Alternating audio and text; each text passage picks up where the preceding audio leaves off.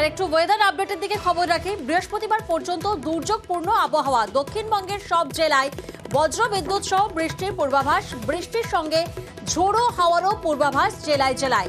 তাপমাত্রা কমার কোনো পূর্বাভাস নেই, তাপমাত্রা বাড়বে অন্যান্য জেলাতেও।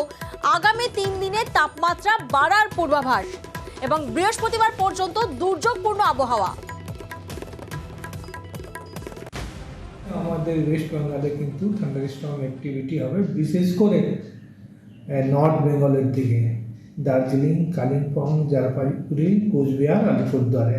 আর 21 তারিখ আর 22 তারিখে সাউথ বেঙ্গলে যদি বলি, 21 তারিখে বেসিক্যালি থান্ডারস্টর্ম অ্যাক্টিভিটি আর তার সঙ্গে লাইট টু মডারেট রেন হবে ওয়েস্ট বর্ধমান, বীরভূম, মুর্শিদাবাদ, নদিয়াতে।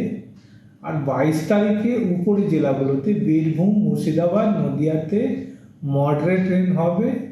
আর অন্য জেলাগুলোতে কিন্তু লাইট রেন হওয়ার একটা পসিবিলিটি রয়েছে। কলকাতাতেও লাইট রেনের অ্যাক্টিভিটি কিন্তু হবে।